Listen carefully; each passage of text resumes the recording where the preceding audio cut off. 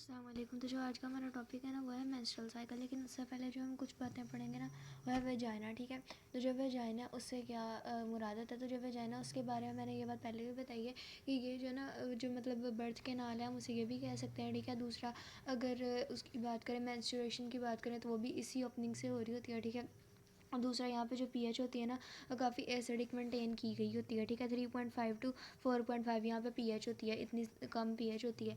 अब ये जो इतनी कम पीएच होती है ये मेंटेन कौन कर रहा होता है? मेंटेन कर रहे होते हैं यहाँ पे खास किस्म के बैक्टीरिया ग्रो कर रहे होते हैं, उनको कहते हैं लैक्टोबैसिलस। ठीक है, ये लैक्टोबैसिलस यहाँ पे ग्रो कर रहे होते हैं और इनके ग्रो करने की वजह से ये जो पीएच है ना ये मेंटेन होती है। ये वाले जो बैक्टीरिया ना ये नुकसान देनी होते हैं। ठीक है, और देखो अब हम बात करते हैं स्पर्म्स की। यहाँ पे जो ना ये वाली जो केनाल है वेजाइनल केनाल, इसके अंदर इंसेमिनेशन भी होती है। इंसेमिनेशन से क्या मुराद है? इंसेमिनेशन से मुराद होता है transfer of sperms into female body. ठीक है, क्या है?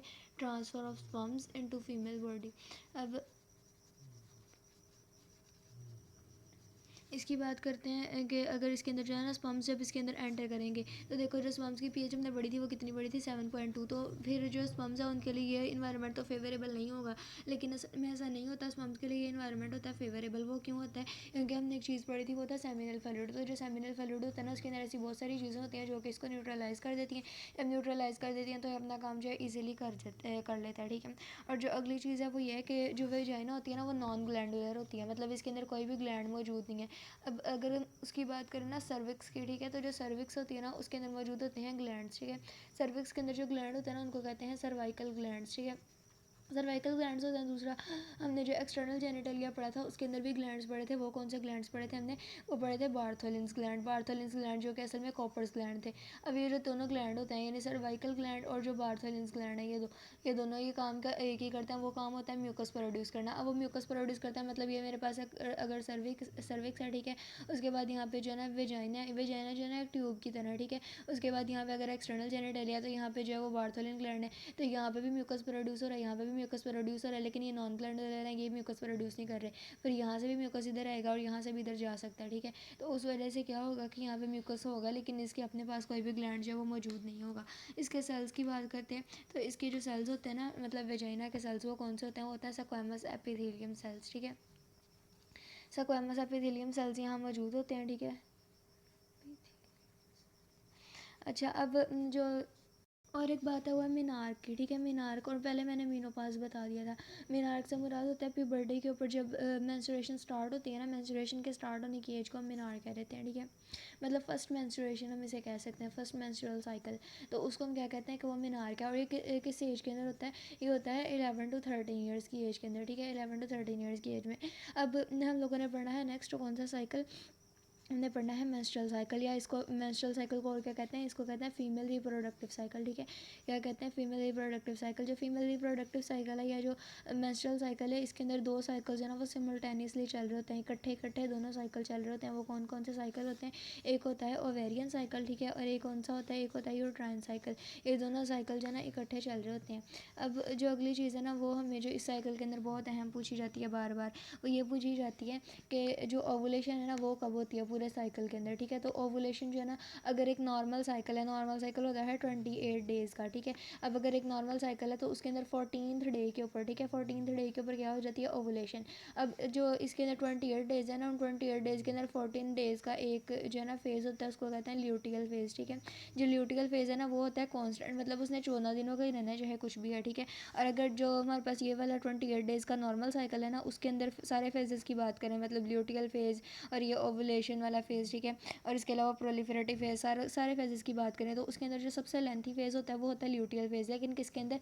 एक जो मतलब हमारे पास नॉर्मल मेंस्ट्रुअल साइकिल के डेज़ हैं उनके अंदर। ठीक है, अच्छा अब अगर इसी की बात करें तो उसमें क्या है 14th डे के ऊपर क्या हो रही है? एवोल्यूशन वो हो रही है, ओवुलेशन हो रही है। ठीक है, लेकिन अगर हमारे पास क्या है ये नॉर्मल नहीं है, मतलब फ़र्ज़ करो मेरे पास एक जो है ना वो है पूरा, मतलब उसके अंदर जो है ना 50 डेज़ हैं। ठीक है, एक पूरे साइकिल के अंदर कितने डेज़ हैं? 50 डेज़ हैं। अब 50 डेज़ के अंदर जो 14 डेज़ हैं वो कौन से हो जाएंगे? 14 डेज़ जो है ल्यूटियल फेज़ के कांस्टेंट होंगे। अगर ल्यूटियल फेज़ के कांस्टेंट हो गए तो मैंने अगर इसके अंदर से बताना है कि ओवुलेशन किस पॉइंट पे हो रही है तो वो ल्यूटियल फेज़ से पहले हो रही है, इसलिए मैं 50 डेज़ के अंदर से 14 को माइनस कर दूँगी। ठीक है, तो मेरे पास क्या आ जाएगा? 36, ठीक है। तो यहाँ पे जो मेरे पास आएंगे वो टोटल 36 डे के ऊपर क्या हो जाएगी, ओवुलेशन हो जाएगी, ठीक है। ओवुलेशन करवा कौन रहा होता है, तो LH करवा रहा होता है, उसको ल्यूटिनाइजिंग हार्मोन कहते हैं, ठीक है। अब ये बात करते हैं मेंस्ट्रुअल साइकिल चल किस किस के अंदर रहा होता है। तो मेंस्ट्रुअल साइकिल जो है वो सिर्फ और सिर्फ ऐसे मैमल्स के अंदर चल रहा होता है जो कि प्राइमेट्स होते हैं। प्राइमेट्स मैमल्स के अंदर कौन कौन से आते हैं, प्राइमेट्स मैमल्स के अंदर आते हैं 3 तरह के जानवर। एक आती हैं फीमेल्स, ह्यूमन फीमेल्स, ठीक है, ह्यूमन्स आते हैं। दूसरा उसके अंदर आते हैं एप्स, ठीक है, और एप्स के अलावा आते हैं मंकीज। सिर्फ ये आते हैं किसके अंदर, प्राइमेट्स के अंदर। बाकी सारे के सारे जो हैं वो नॉन प्राइमेट्स में आते हैं। जैसे अगर कैट की बात कर लें, डॉग की बात कर लें, जिसकी मर्जी बात कर लो, वो सारे नॉन प्राइमेट्स के अंदर आते हैं। और जो नॉन प्राइमेट्स होते हैं उनके अंदर मेंस्ट्रुअल साइकिल नहीं चल रहा होता, बल्कि उनके अंदर कौन सा चल रहा होता है, एस्ट्रस साइकिल चल रहा होता है, ठीक है, नॉन प्राइमेट्स के अंदर। अब एस्ट्रा साइकिल और जो ये दूसरा वाला है मेंस्ट्रुअल साइकिल, इसके थोड़े से जो है ना वो डिफरेंसेस देख लेते हैं। तो जो एस्ट्रा साइकिल होता है ना, उसके अंदर पहला सबसे बड़ा मेजर डिफरेंस जो है वो ये है कि मेंस्ट्रुएशन जो है वो नहीं हो रही होती, ठीक है, मेंस्ट्रुएशन नहीं हो रही होती। लेकिन इस फेज़ के अंदर क्या है, मेंस्ट्रुएशन हो रही होती है। अब मेंस्ट्रुएशन क्या होती है, मेंस्ट्रुएशन सिंपली सेल डेब्रिस होती है, ठीक है। अब जो सेल डेब्रिस है उसके अंदर वो इसके अंदर वो किस तरह से रिमूव हो रहा है, इसके अंदर वो मेंस्ट्रुएशन यानी ब्लड के फ्लो के ज़रिए से क्या हो रहा है, रिमूव हो रहा है, ठीक है। लेकिन अगर इसकी बात करें तो इसके अंदर जो मेंस्ट्रुएशन है, ये जो ब्लड का फ्लो है वो नहीं होता। तो फिर इसके अंदर जो सेल का डेब्रिस है वो कैसे रिमूव होगा, तो वो होता है फैगोसाइटोसिस के जरिए रिमूव, ठीक है। जब इसमें फैगोसाइट्स मौजूद होंगे, वो फैगोसाइट्स जो सेल डेब्रिस को मौजूद कर वो ख़त्म कर देंगे, तो इसकी वजह से यहाँ पे जो है ना मेंस्ट्रुएशन की ज़रूरत ही नहीं पड़ेगी, ठीक है। जैसे मेंस्ट्रुअल साइकिल है तो इसके अंदर भी मैंने बताया था कि ओवुलेशन होती है, और वो ओवुलेशन किसके जरिए हो रही थी, LH हार्मोन के जरिए, ल्यूटिनाइजिंग हार्मोन के जरिए जो इसकी ओवुलेशन करवा रहा था। ओवुलेशन से क्या मुराद होता है, ये जो सेकेंडरी फॉलिकल है ना उसका जो मतलब वो पहले ओवरी के अंदर मौजूद है, ओवरी से उसका फेलोपियन ट्यूब की तरफ आ जाना, वो जो हमारे पास एक ओपनिंग होती है फिम्बरी के अंदर, उसको कहते हैं ऑस्टियम, ठीक है।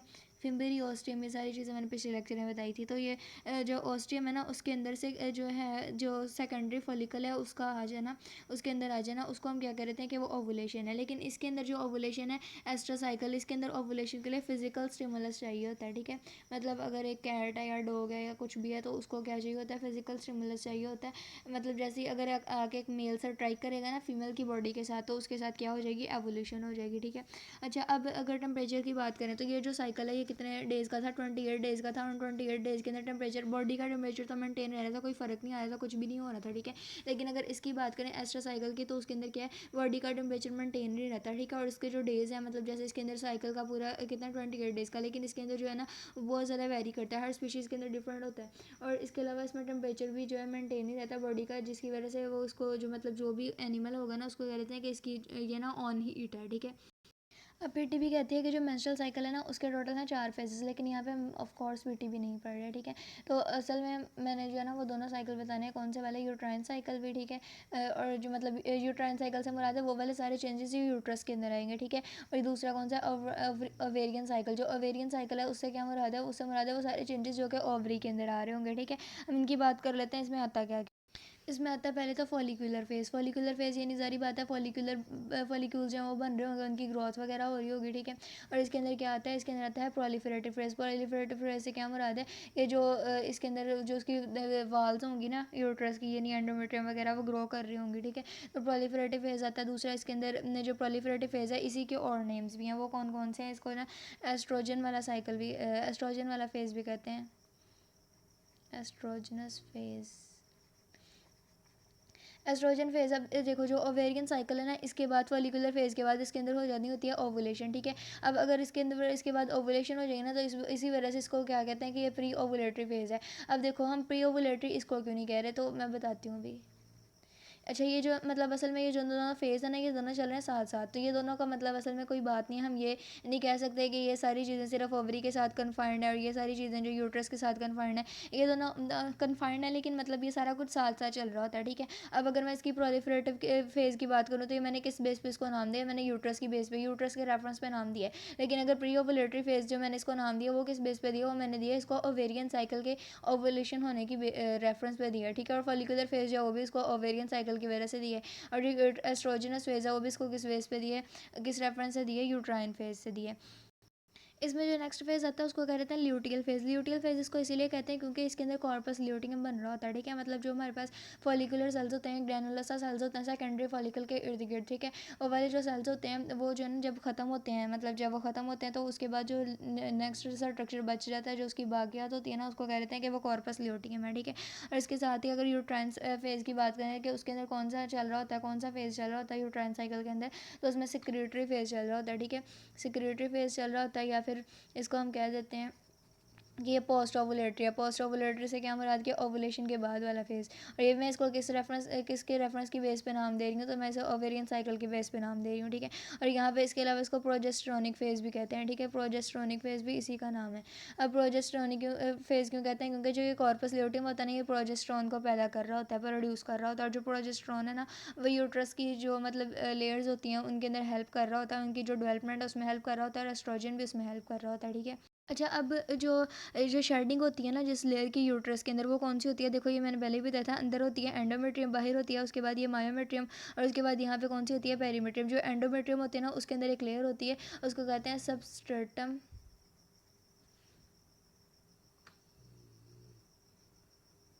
सबस्ट्रेटम फंक्शनल, ठीक है। सबस्ट्रेटम फंक्शनल जो लेयर है ना, ये लेयर के अंदर होते हैं ब्लड वेसल्स, ठीक है। अब ये जो ब्लड वेसल्स होती है ना, जब ये शेड करती हैं एंडोमेट्रियम के अंदर, तो वो जो सारी की सारा जो मतलब सेल का डेब्रिस या जो ब्लड प्रोड्यूस होगा ना, वो इसमें जो है ना वो सारा फिर जो है ना वेस्ट के तौर पे आता है। अब हम ये एक चीज़ देखते हैं कि जो वो ब्लड होता है ना, वो कभी भी क्लॉट नहीं हो रहा होता, ठीक है। मतलब देखो, वैसे हमें पता है कि जो जैसे ही ब्लड हमारे अंदर से कहीं पे भी चोट लगे ब्लड निकलता है, तो उससे क्या होता है कि फ़ौरन से वो क्लॉट होने लग जाता है, क्योंकि हमारे जो ब्लड है उसके अंदर प्रोटीन्स वगैरह प्रोड्यूस हो रही होती हैं। लेकिन यहाँ पे ऐसा क्या है कि जो ब्लड है वो क्लॉट नहीं हो रहा, तो यहाँ पे एंटी क्लॉटिंग प्रोटीन्स पैदा हो रही होती हैं। वो कौन सी प्रोटीन होती है, ठीक है। उनको कहते हैं वो फाइब्रोलाइसेंस प्रोटीन है, ठीक है। अच्छा, अब एक और चीज़ है, वो ये है कि हम लोग ये तो पढ़ते हैं कि भाई मेंस्ट्रुअल साइकिल जो है वो 28 डेज़ का है और वो फिर वेरी करता है। लेकिन अगर मेंस्ट्रुएशन की बात करें तो वो कितने डेज़ के लिए होती है, ठीक है। तो हम उसमें कह रहे हैं कि वो जो एवरेजली ना 3 to 5 डेज़ है, लेकिन हम लोगों को लगता है कि नहीं, ये तो 7 डेज़ आना चाहिए, ऐसा क्यों नहीं है? तो असल में ये होता है कि जैसे ही एडल्टहुड होता है या प्यूबर्टी होती है, तो उसके ऊपर जो ये डेज़ होते हैं ना, इनकी तादाद होती है ज़्यादा, मतलब जैसे 7 डेज़ एवरेजली चल रहे होते हैं, ठीक है। लेकिन उसके बाद जैसे जैसे एज है वो ज़्यादा इंक्रीज़ होती जाती है बंदे की, तो वो यहाँ पे जो इनके डेज़ है ना ये कम होते जाते हैं, मतलब 3 to 5 ये फिर एवरेज रह जाते हैं, ठीक है। और अगर ये बात करें कि इसमें ब्लड लॉस कितना हो रहा होता है, अब एक जो है ना बर्थ के प्रोसेस में भी ब्लड लॉस हो रहा होता है यहाँ पे, लेकिन मैं बात किसकी कर रही हूँ? मैं बात कर रही हूँ मेंस्ट्रुएशन की, ठीक है। तो ब्लड लॉस यहाँ पे कितना हो रहा होता है? वो होता है 40 to 8 मिलीलीटर, ठीक है। 40 to 8 मिलीलीटर हो रहा होता है पर साइकिल के अंदर। एक साइकिल के अंदर एक बार जब मेंस्ट्रुएशन हो रही है तो कितना ब्लड लॉस हो रहा है? 40 to 80 मिलीलीटर, ठीक है। अब अगर हमने मेंस्ट्रुएशन की बात की है कि वो जो है ना जो 5 डेज़ के लिए है, ठीक है। लेकिन हर केस में ऐसा नहीं है, पर अभी हम यहाँ पे कह रहे हैं कि भाई मेंस्ट्रुएशन जो है वो कितने डेज़ के लिए, ये मतलब 1 से स्टार्ट हो के 5 डेज़ तक जो है ना वो मेंस्ट्रुएशन हुई, ठीक है। मेंस्ट्रुएशन 5 डेज़ तक हुई, उसके बाद जो 6th डे है ना, 6th डे से लेके किस डे तक? 6th डे से लेके नेक्स्ट 13th डे तक, ठीक है। अब जो 13th डे है ना, इसके बाद यहाँ इस सारे फेज़ के अंदर क्या हो रहा है? इस सारे फेज़ के अंदर हो रहा है इस सारे को कहते हैं फॉलिकुलर फेज़, और ये किसके अंदर हो रहा है? ओवरी के अंदर हो रहा है, ठीक है। फॉलिकुलर फेज़ यहाँ पे चल रहा है, ठीक है। अब मतलब वहाँ पे क्या हो रहा है? फॉलिकल्स जो है वो बन रहे हैं, और वो कैसे बन रहे हैं? मतलब जैसे प्यूबर्टी आती है, एफएसएच आता है, ठीक है। एफएसएच आता है तो वो जो सस्पेंडेड उसकी ग्रोथ थी, जो सस्पेंड हुई थी, वो स्टार्ट हो जाती है अगेन, ठीक है। प्रोफेज़ 1 पे पैचिटीन पे रुकी हुई थी, ठीक है। प्रोफेज़ 1 पे मियोसिस के अंदर रुकी हुई थी, मतलब मियोसिस नहीं उसके अंदर हो रही थी जब वो हमारे पास प्राइमरी फॉलिकल बना था, और जो प्राइमरी फॉलिकल है फिर उसने नेक्स्ट जाना था सेकेंडरी फॉलिकल में, लेकिन वो जा नहीं रहा था। अब जैसे प्यूबर्टी आएगी उस पर एफएसएच आएगा, तो ये वाली जो ग्रोथ थी जो सस्पेंड हुई हुई थी प्रोफेज़ 1 के ऊपर, वो स्टार्ट हो जाएगी, ठीक है। और मतलब ये यहाँ तक जो है ना उसकी ग्रोथ होती रही, फॉलिकल्स की ग्रोथ होती रही, किस डे तक? 13th डे तक, ठीक है। 13th डे तक ग्रोथ होती रही, ग्रोथ होकर उसने क्या बना दिया? उसने बना दिया सेकेंडरी नहीं, सॉरी, ग्राफियन फॉलिकल बनाया। और जो ग्राफियन फॉलिकल था उसके अंदर क्या मौजूद है? ग्राफियन फॉलिकल के अंदर मौजूद है सेकेंडरी oocyte, ठीक है। सेकेंडरी oocyte मौजूद है ग्राफियन फॉलिकल के अंदर, यहाँ तक उसने ग्रोथ करवाई, ठीक है। अब जैसे ही 14th डे आएगा ना, मतलब मैं एक नॉर्मल साइकिल की बात कर रही हूँ, 14th डे आएगा ना, उसके अंदर क्या हो जाएगी? उसमें हो जाएगी ओवुलेशन, मतलब ये जो ग्राफियन फॉलिकल बना है इसके अंदर से जो सेकेंडरी oocyte बना है वो निकलेगा, ठीक है। निकल के वो कहाँ पर चला जाएगा? निकल के वो चला जाएगा जो हमारे पास यूट्रस है उसके अंदर जो ओविडक्ट्स मौजूद है ना, ओविडक्ट्स के अंदर फिर वो जो मौजूद है उसकी फिम्बरी के अंदर फिर ऑस्टियम मौजूद है, उस स्ट्रक्चर के अंदर चला जाएगा, ठीक है। मैं इसे बना के भी दिखा देती हूँ। जैसे ये मेरे पास है, यूट्रस, ठीक है। और अगर यूट्रस की बात करें, यहाँ पे जो है ना वो फिंगर लाइक स्ट्रक्चर होता है, और यहाँ पे ओवरी होती है, ठीक है। अभी मेरे से सही नहीं बना, ये जो है ना ये स्ट्रक्चर है, ये कहते हैं फिमरी। और यहाँ पे जो होल्स है ना, ओपनिंग्स, उसको कहते हैं ओस्टियम। और जो ओवरी जो भी मतलब सेकेंडरी वो साइड निकालेगी, वो यहाँ से यहाँ पे आ जाएगा। और सेकेंडरी वो साइड आगे किसकी वजह से आ रहा है, ल्यूटिनाइजिंग हार्मोन की वजह से आ रहा है, ठीक है। अब मैं आगे दोबारा बताती हूँ, ठीक है। जैसे ये है मेरे पास यूट्रस, ठीक है। और ये मेरे पास क्या है, फिम्बरी, ये मतलब मैं ओविडक्ट ड्रा कर रही हूँ, ठीक है। और ये क्या ओस्टियम है, और ये जो है ओवेरियन लिगामेंट है। और ये है मेरे पास ओवरी, ठीक है। अब यहाँ से जो ओवरी है, ओवरी के अंदर ओवोसाइट है, वो सेकेंडरी ओवोसाइट बना, सेकेंडरी ओवोसाइट बन गया है इसके अंदर, ठीक है। किसके अंदर, ऑस्टियम के अंदर आ गया, ऑस्टियम के अंदर आ गया। अब यहाँ पे जो चीज़ बची है वो क्या चीज़ बची है, वो इसके बचे हैं फॉलिकुलर सेल्स। मतलब जब ये ग्राफियन फॉलिकल था ना, तो ग्राफियन फॉलिकल में ड्रा करके बता देती हूँ। तो ये उसके अंदर बनता था एक कैविटी, उसको कहते थे एंट्रम। और ये मेरे पास क्या है, ये सेकेंडरी फॉलिकल है। इसके इर्द गिर्द सेल्स है, उन सेल्स का क्या नाम था, उन सेल्स का नाम था फॉलिकुलर सेल्स, ठीक है। फॉलिकुलर सेल्स या ग्रैनुलोसा सेल्स। उसके इर्द गिर्द फिर यहाँ पे क्या आते थे, थीका सेल्स आते थे। और जो ये मतलब यहाँ पे सेकेंडरी फॉलिकल होता था, इस सेकेंडरी फॉलिकल के इर्द गिर्द एक प्रोटेक्टिव लेयर भी आती थी, जोना पेलोसिडा। तो जैसे ही जब ओवुलेशन होती है ना, तो ये जो सेकेंडरी फॉलिकल है ये यहाँ पे चला जाता है, और जो बाकी स्ट्रक्चर है वो यहाँ पे रह जाता है। तो जो बाकी स्ट्रक्चर ये सारा बच जाता है ना, ये ग्रैनुलोसा सेल्स और थीका सेल्स, जो थीका सेल्स हैं वो भी ग्रैनुलोसा सेल्स ही होते हैं, ठीक है। तो ये जो स्ट्रक्चर बच जाता है ना, ये बना देता है कॉर्पस ल्यूटियम। मतलब ये असल में डीजेनरेट होना शुरू हो जाता है। तो जैसे ही कॉर्पस ल्यूटियम बनता है, तो यहाँ पे जैसे ही कॉर्पस ल्यूटियम बना ना, उसकी वजह से हम इसको क्या कहते हैं कि ये ल्यूटियल फेज़ है, ठीक है।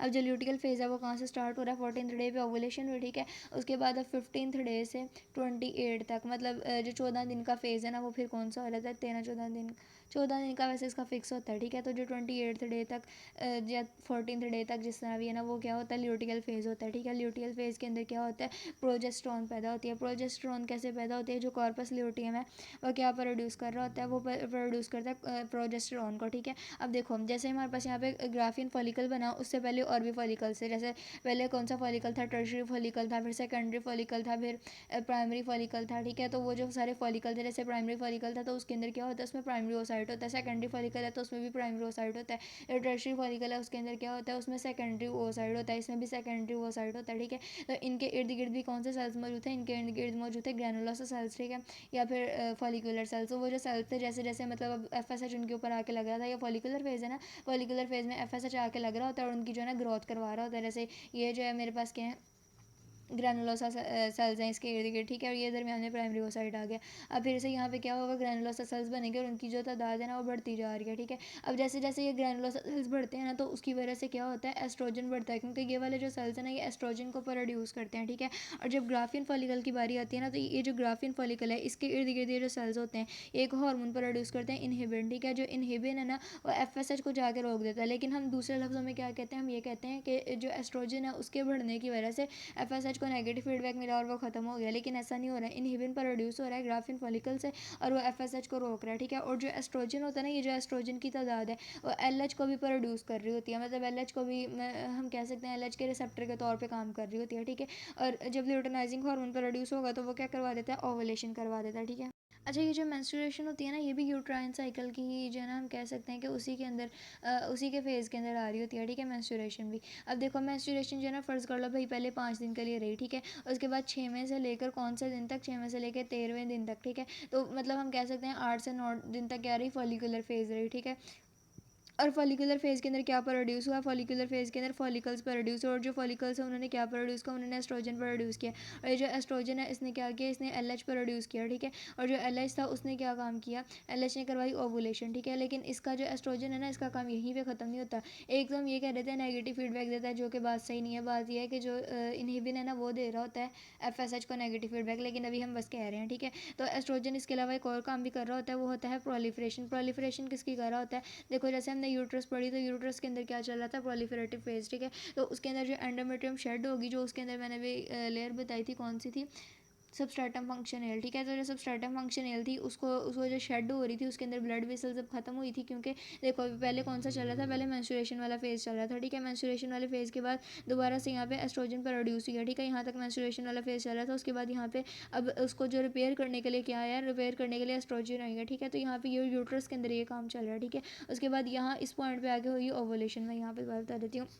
ये मेंस्ट्रुएशन हुई, ठीक है। मेंस्ट्रुएशन फ़र्ज़ कर लो 1 से 5 दिन तक हुई, ठीक है। उसके बाद 6वें से लेकर किस दिन तक 13 डे तक क्या हुआ, फॉलिकुलर फ़ेज़ हुआ, ठीक है। फॉलिकुलर फ़ेज़ के अंदर ये सारा काम हुआ। उसके बाद 14th डे के अंदर क्या हुई, ओवुलेशन हुई, ठीक है। 14th डे में ओवुलेशन हुई और उसके बाद कौन सा फ़ेज़ चला, उसके बाद चला ल्यूटिकल फ़ेज़, ठीक है। 28th डे तक कौन सा फ़ेज़ चला, ल्यूटिकल फ़ेज़। और जो ल्यूटिकल फ़ेज़ था उसके अंदर क्या प्रोड्यूस हुआ, प्रोजेस्टेरॉन प्रोड्यूस हुआ। और जो प्रोजेस्टेरॉन है ना वो भी क्या करवा रही होती है, वो भी ग्रोथ ही करवा रही होती है, वो भी जो है ना यूट्रस उसको ही रिपेयर करवा रही होती है, ठीक है। अच्छा, ये सारा कुछ क्या हुआ, ये सारा कुछ ओवुलेशन के बाद हुआ, ठीक है। क्योंकि कॉर्पस ल्यूटियम बन गया ना, वो तो एस्ट्रोजन तो ख़त्म हो रहा है। क्यों ख़त्म हो रहा है, क्योंकि वहाँ पे जो फॉलिकुलर सेल्स है ना वो ख़त्म हो रहे हैं, बल्कि क्या बन रहा है, कॉर्पस ल्यूटियम बन रहा है, जिसकी वजह से अब प्रोजेस्टेरोन आएगी, ठीक है। अब देखो, जैसे जैसे अब आहिस्ता आहिस्ता पहले जो एस्ट्रोजन थी वो ख़त्म हुई, ठीक है। अब आहिस्ता आहिस्ता प्रोजेस्टेरोन ने भी ख़त्म हो जाना है, क्योंकि कॉर्पस ल्यूटियम ने भी बहरहाल ख़त्म हो ही जाना है, ठीक है। तो उसके बाद यहाँ पे ये फिर से आ जाएगा, जब मतलब उसको जो यूट्रस है उसको अपनी प्रोटेक्शन के लिए कोई भी चीज़ नहीं मिलेगी, ना एस्ट्रोजन मिलेगा ना प्रोजेस्टेरॉन मिलेगा, तो वो फिर से शेड करने लग जाएगी और फिर से मेंस्ट्रुएशन स्टार्ट हो जाएगी, ठीक है। और उसके बाद फिर से क्या होगा, फॉलिकुलर फेज़ आएगा और फॉलिकुलर फेज़ के अंदर फिर से क्या होगा, फॉलिकुलर फेज़ में फिर से एफएसएच आएगी और जो एफएसएच है फिर वो एस्ट्रोजन को बनाएगी और जो एस्ट्रोजन है फिर वो जो इसके अलावा एलएच को बनाएगी और जो एलएच है वो ओवुलेशन करवाएगी, ठीक है। और इसके अलावा क्या करवाएगी, एस्ट्रोजन प्रोलिफरेशन भी कराएगी, ठीक है। और नेगेटिव फीडबैक भी देगी, ठीक है। और जो ओवुलेशन है उसके बाद वो होगी 14th डे के अंदर और फिर ल्यूटियल फेज़ चलेगा, ठीक है। जो एफ एस एच एक्टिव रहता है ना, ये रहता है 5 से 10 दिन के लिए एक्टिव, ठीक है। 5 से 10 दिन के लिए अंदर इसने सारी जो फॉलिकल्स की ग्रोथ वगैरह करवानी है वो इसने करवा देनी है। उसके बाद जाके इसकी कहानी ख़त्म हो जानी है। फर्टिलाइजेशन में थोड़ी बहुत बात कर लेते हैं, ठीक है। तो जो ओवम होता है ना उसकी जो लाइफ स्पैन होती है, मतलब ओवम से मुराद है जो जब उसकी ओवुलेशन हो जाती है ना, तो ओवुलेशन के बाद जब वो ओविडक्ट के अंदर आता है तो हम उसे ओवम पढ़ते हैं, ठीक है। तो वो जो उसकी एज होती है, उसका जो लाइफ स्पैन होता है वो कितना होता है, वो होता है 24 आवर्स का, ठीक है। 1 दिन का होता है, मतलब बस 1 दिन का होगा, उसके बाद ये ख़त्म हो जाना है, ठीक है। और उसके बाद जो अगर हम स्पर्म्स की बात करें तो उनकी जो लाइफ स्पैन होती है वो भी कितना होता है, वो होता है 24 आवर्स, ठीक है, 1 दिन का। लेकिन अगर हम बात करें ना, जैसे इंसेमिनेशन होती है, जो स्पर्म्स हैं वो फीमेल के रिप्रोडक्टिव ट्रैक के अंदर आते हैं, ठीक है, फीमेल के ट्रैक के अंदर आता है, तो उनका जो लाइफ स्पैन जो टाइम है ना वो इंक्रीज़ हो जाता है, ठीक है। और कितना इंक्रीज़ हो जाता है, 5 से 7 दिन तक, ठीक है। लाइक अगर मतलब एक फीमेल की बॉडी के अंदर इंसेमिनेशन हुई, ठीक है, जो स्पर्म सेल्स हैं वो आया 5 to 7 डेज तक वो पड़े रहेंगे, ठीक है। मतलब उनको कुछ भी नहीं होगा, क्यों कुछ नहीं होगा, क्योंकि उनको फीमेल की बॉडी के अंदर मिली होती है फेवरेबल कंडीशंस, ठीक है। और फेवरेबल कंडीशन की वजह से वो ग्रो कर लेते हैं, मतलब ग्रो तो नहीं कर रहे, सॉरी, ठीक है। मतलब वो वहाँ पे अपनी हालत में इंटैक्ट पड़े हुए हैं, स्टिल पड़े हुए हैं, ठीक है। और जो ओवम है ना, जैसे अगर फ़र्ज़ करो ओवुलेशन जो है वो थोड़ी देर बाद हो रही है या थोड़ी पहले हो गई है, जैसे अगर 14th डे है, ठीक है, तो जो 14th डे है उसके ऊपर क्या होनी चाहिए, उसके ऊपर होनी चाहिए ओवुलेशन, ठीक है। और ओवुलेशन के बाद अगर यहाँ पे जो है ना स्पर्म्स आ रहे हैं, इंसेमिनेशन हो रही है, ठीक है, तो यहाँ पे क्या हो जाएगी, फर्टिलाइजेशन हो जाएगी, ठीक है। लेकिन अगर कोई मतलब एबनॉर्मेलिटी थी, कोई ऐसा केस था जो ओवुलेशन थी वो ज़रा आगे या पीछे होगी, ठीक है, जैसे मतलब ये 15th डे पे होगी या 16th डे पे होगी, या मतलब ये थोड़ा पहले होगी, जैसे 13th पे हो गया या 12th पे हो जाए, ठीक है। तो उस सारों से क्या होगा कि इसका मतलब देखो, जो मतलब जो स्पर्म्स हैं उनका मैंने बताया कि जो लाइफ स्पैन है वो कितना 5 to 7 डेज़ है। तो जो स्पर्म्स हैं वो इतनी देर के लिए इंटैक्ट हालत के अंदर रह सकते हैं, ठीक है। तो मतलब इतनी देर में वो क्या कर सकते हैं, मतलब अगर ओवुलेशन ज़रा देर से भी हो जाए तो भी फर्टिलाइजेशन जो है वो क्या हो जाएगी, मतलब वो जो फर्टिलाइजेशन फिर भी हो जाएगी, क्योंकि जो ये वाले सेल्स हैं, स्पर्म सेल्स हैं, इनका जो लाइफ स्पैन है वो ज़्यादा होता है। हालांकि वैसे उनको सेल्स नहीं कहते, मैं गलत पढ़ा है, ठीक है। तो इनका जो लाइफ स्पैन है वो क्या है, थोड़ा ज़्यादा है, तो इस वजह से अगर ओवुलेशन देर से भी होगी तो भी फर्टिलाइजेशन ये कर लेंगे, ठीक है। अब मैं ज़रा ये बात दोबारा बता देती हूँ, ठीक है। तो जो हाइपोथैलेमस होता है उससे क्या चीज़ आ रही होती है, हाइपोथैलेमस से आ रहा होता है जीएनआरएच, यानी गोनाडोट्रोपिन रिलीजिंग हार्मोन, ठीक है। वो जाके लगता है एंटीरियर पिट्यूटरी के ऊपर, ठीक है। और जो एंटीरियर पिट्यूटरी है वहाँ से क्या निकलते हैं, वहाँ से निकलते हैं गोनाडोट्रोपिन्स। गोनाडोट्रोपिन्स के अंदर क्या आता है, गोनाडोट्रोपिन्स के अंदर आता है एफएसएच, ठीक है। और जो एफएसएच है वो क्या करवाता है, वो ग्रोथ करवाता है। ग्रोथ की वजह से फॉलिकुलर सेल्स भी साथ में आते हैं। जो फॉलिकुलर सेल्स होते हैं वो क्या काम करते हैं, फॉलिकुलर सेल्स जो हैं वो एस्ट्रोजन प्रोड्यूस करते हैं, ठीक है, एस्ट्रोजन प्रोड्यूस करते हैं। कौन प्रोड्यूस कर रहा है, फॉलिकुलर सेल्स जो हैं वो एस्ट्रोजन प्रोड्यूस कर रहे हैं। एस्ट्रोजन जो है वो नेक्स्ट क्या प्रोड्यूस करता है, एलएच प्रोड्यूस करता है, ठीक है। और जो एलएच है वो क्या करवा देता है, वो ओवुलेशन करवा देता है, ठीक है। और इसके अलावा जो है ना एक कॉर्पस ल्यूटियम होता है, जो कॉर्पस ल्यूटियम है उसकी वजह से क्या होता है, जैसे फॉलिकुलर सेल से वैसे कॉर्पस ल्यूटियम है, उसकी वजह से प्रोजेस्टेरोन आता है। जो प्रोजेस्टेरोन है वो भी क्या करवाता है, वो ग्रोथ करवा रहा होता है किसकी, यूट्रस की। इसी तरह ये भी क्या करवाता है, ग्रोथ करवाता है, ठीक है। इसी तरह अब जो है ना हम ये कह सकते हैं जो एस्ट्रोजन है वो क्या कहता है, नेगेटिव फीडबैक देता है एफएसएच को, ठीक है। और जो पॉजिटिव फीडबैक है वो किसको देता है, वो देता है एलएच को, ताकि ओवुलेशन हो, ठीक है। वैसे असल में ऐसा नहीं होता, मैं दोबारा बता रही हूँ। ग्राफियन फॉलिकल जो है वो क्या प्रोड्यूस कर रहा होता है, ग्राफियन फॉलिकल बना रहा होता है इनहिबिन हार्मोन को। जो इनहिबिन हार्मोन है वो एफएसएच को बंद करवाता है, ठीक है। अल्लाह हाफिज़।